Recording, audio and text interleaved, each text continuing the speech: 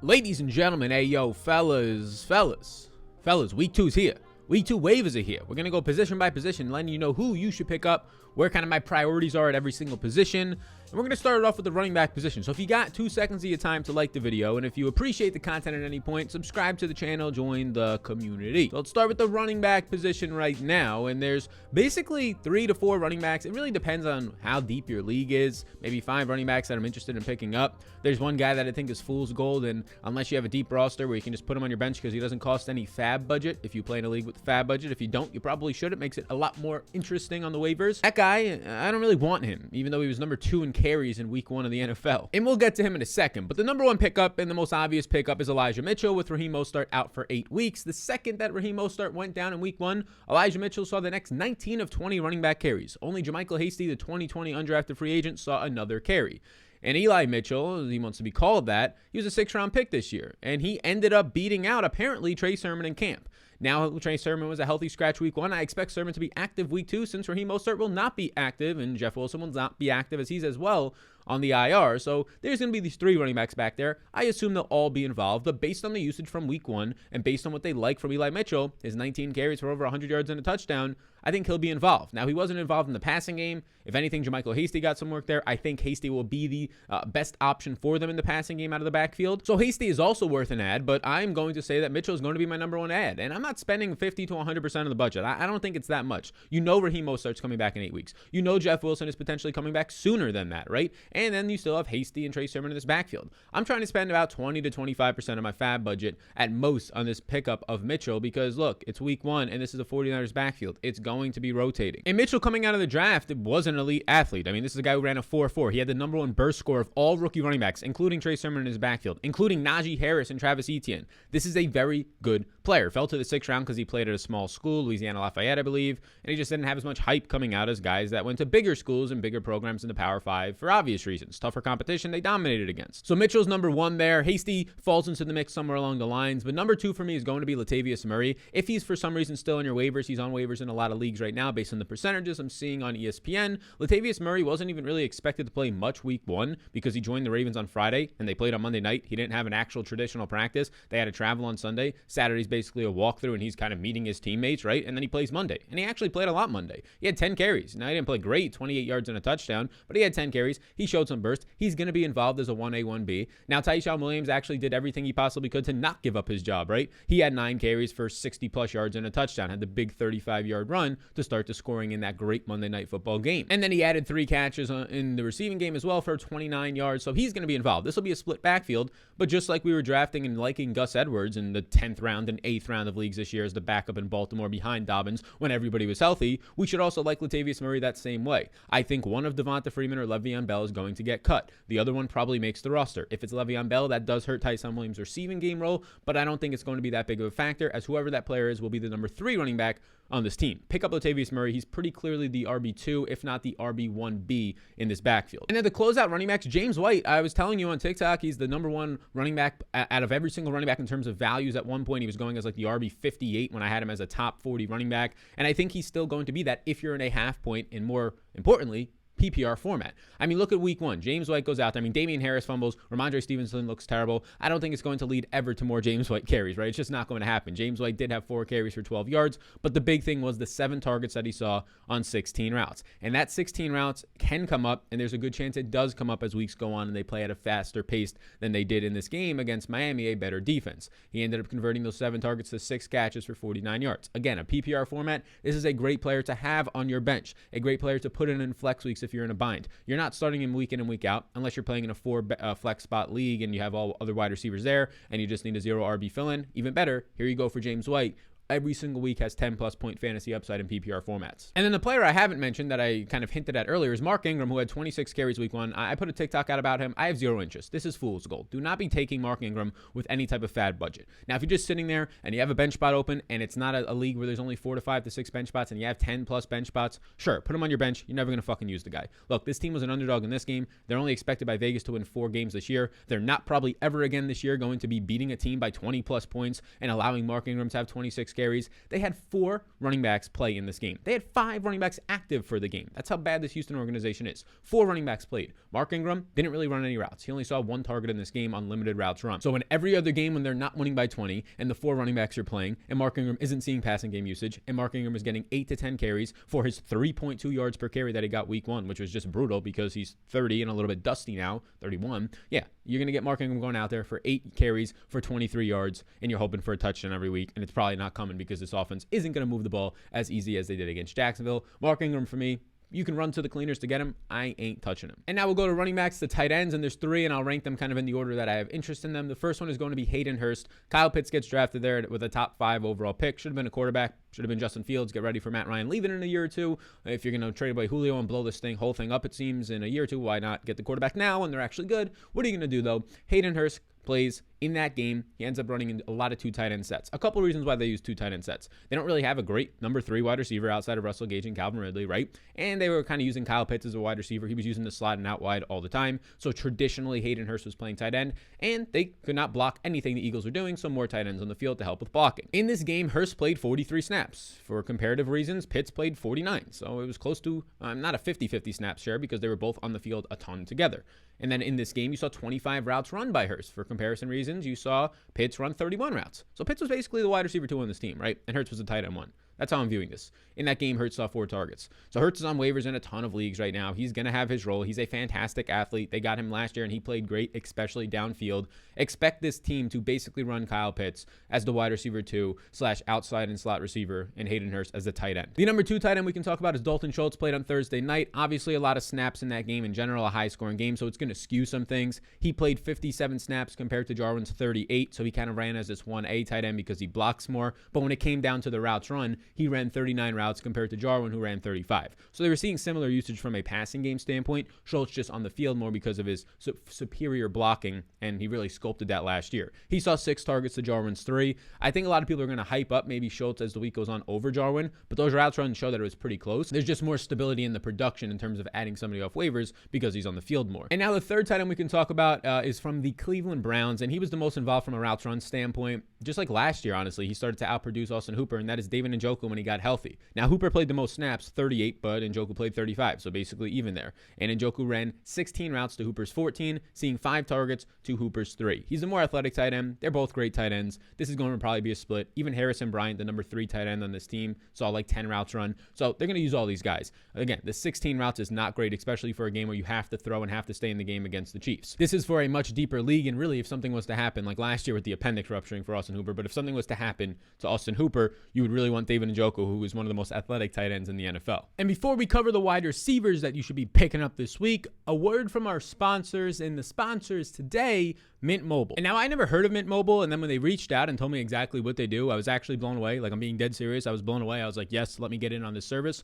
They're a phone company, wireless phone company that does not have any brick and mortar stores. And since they don't have that, they can reduce their costs of their services. So if you want basically unlimited phone plan with the most that you can get out of it, it's like $30 a month, which I was paying $100+ a month for a hotspot and all that from Verizon. And if you just want 5 to 10 gigabytes a month, you could be paying $15 a month for your phone plan to get 10 gigabytes a month.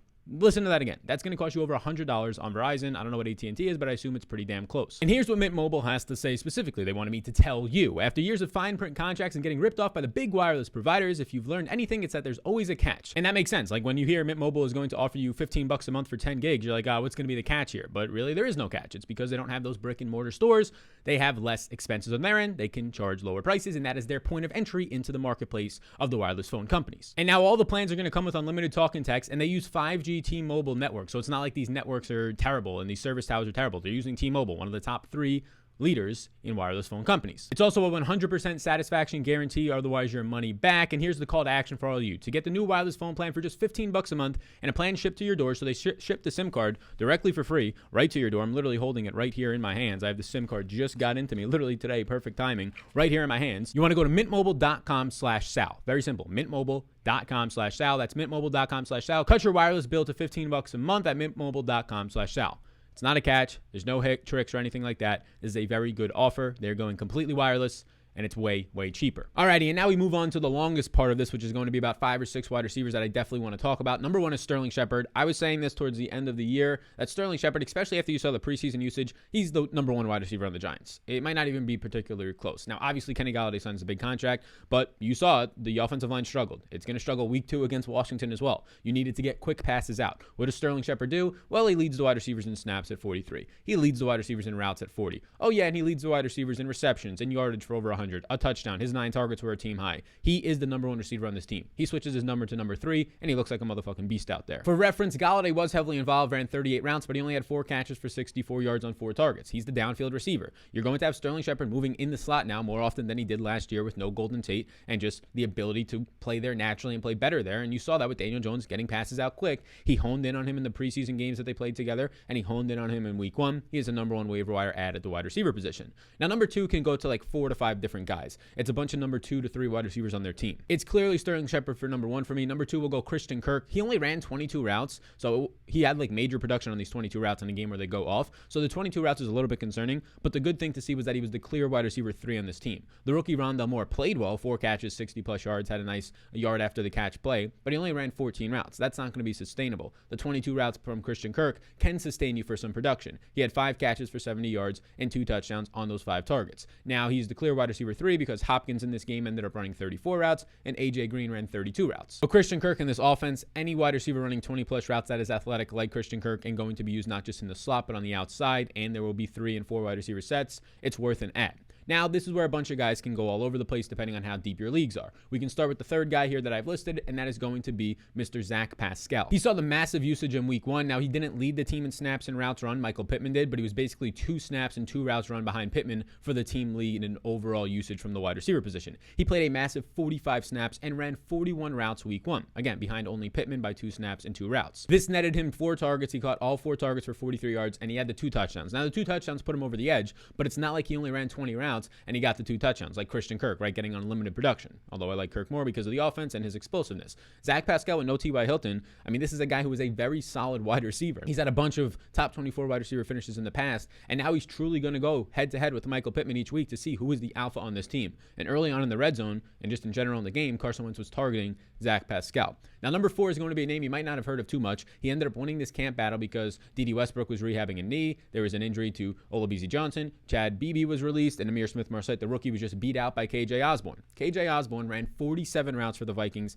as their wide receiver 3 in week 1. The game went to overtime, so he got more usage, but those 43 routes or 47 routes were third on the team, only behind Thielen and Jefferson, who both ran 50 routes. 47 routes. He had elite usage, and that ended up translating to 7 targets. He caught them all for 76 yards. He has massive upside. He is a talent from last year. They did not get to see him in the preseason because there was no preseason, and now he actually had a preseason this year, played very well, beat out the rookie Amir Smith-Marset from this past year's draft class, and it looks to be wheels up for him out of the slot. He put him out wide when Adam Thielen went into the slot. This kid looks good. Add him in. I mean, as long as you have just a 6 to 7 bench spots, you should put him on your bench. Another one to talk about, this is going to be just kind of a couple week type of thing if you need a fill-in. Cedric Wilson. Gallup's expected to miss a month or so of the season. Cedric Wilson ran 22 routes in Gallup's place in that Thursday night game. Once he came in, he ended up seeing 3 targets, caught them all for 24 yards. The wide receiver 3 in the Cowboys offense, which was Michael Gallup and is now Cedric Wilson, it cannot be on waivers. It has to be added. They're going to throw 40 plus times. They're going to be threatening to put up 30 to 35 points a week. And Cedric Wilson is a good wide receiver. He would be a strong wide receiver 3 on most teams. A solid wide receiver 2. Like, it's not the worst thing to have him as a wide receiver 2. Like, you put Cedric Wilson right now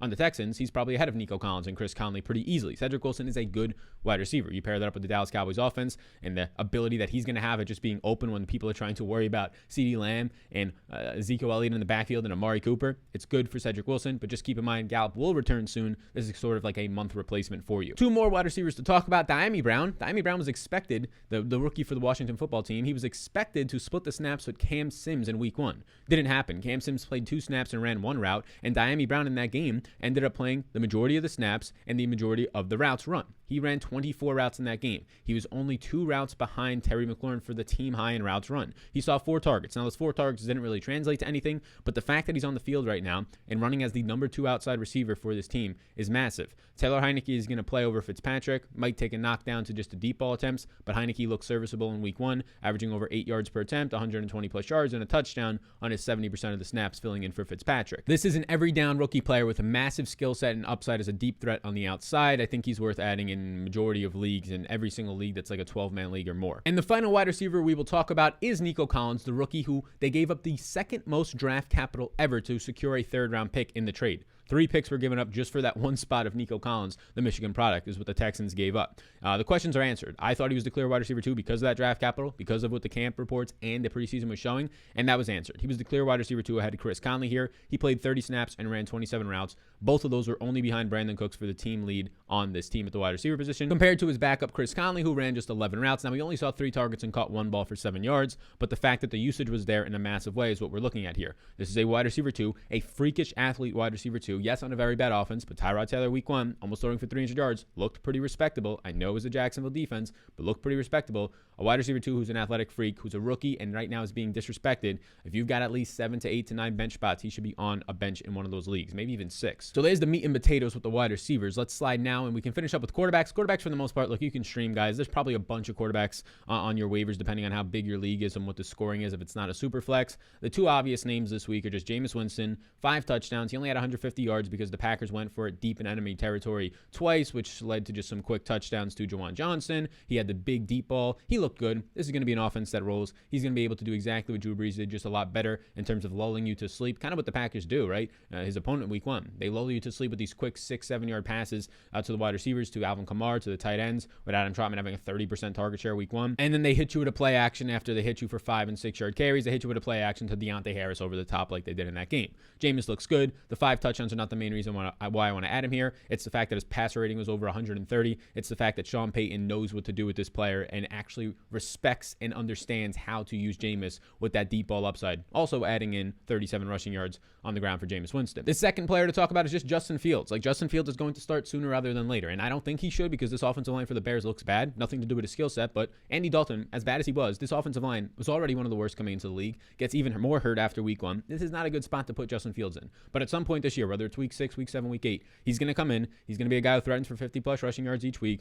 a guy who threatens for potentially a top 10 ranking, not just finish, but ranking before the week starts. That's his expectation and projection, and he's going to be a guy who can potentially win you leagues. And especially if you're playing the waiver wire game. Like, if you have a Dak or Mahomes and you're never going to start Fields over him, no matter how good he plays, well, then, yeah, don't add him. But if you have, like, a Matthew Stafford or Kirk Cousins you're rolling out there, somebody like that, add him in there because then you have an elite upside play in your bench to win you your league. Andy Dalton, 5.4 yards per attempt week 1. He had a fumble. He had an interception. On 38 attempts, he only had 201 yards. Not that great. And Fields is already being used. He had a rushing touchdown week 1. He ended up having 2 passing attempts. They're going to slowly implement him. They're going to slowly get him involved. And then he's going to be a league winner. So thank you for tuning in to the week 2 waiver wire video. I appreciate you all a ton. Be sure to, before you go, hit the like and subscribe button. We have content dropping every single day on this channel, every single day on my TikTok, multiple times a day on TikTok. That quick bite-sized content over there if you want to follow me on Sal Vetri. Be sure to support the sponsor of the show. You can find out all that information down below and by using my promo code, which is Sal. So thank you for tuning in. I'll see all you beautiful people in the next one. That next video that you're going to see is tomorrow morning, the Thursday Night Football video that's going to be releasing. And then Thursday, a betting video. Thursday night, the live stream. Friday, the final thoughts. Saturday, That One Dude. And Sunday, the live stream as well. And the GPP strategy show if you are part of the Patreon community. And if you're not, what are you waiting for? Get into Patreon. All the tools and all the stuff you get, a shit ton of stuff. The optimizer, the ownership, the projections, the game-by-game matchup notes, the Discord, a bunch of other stuff.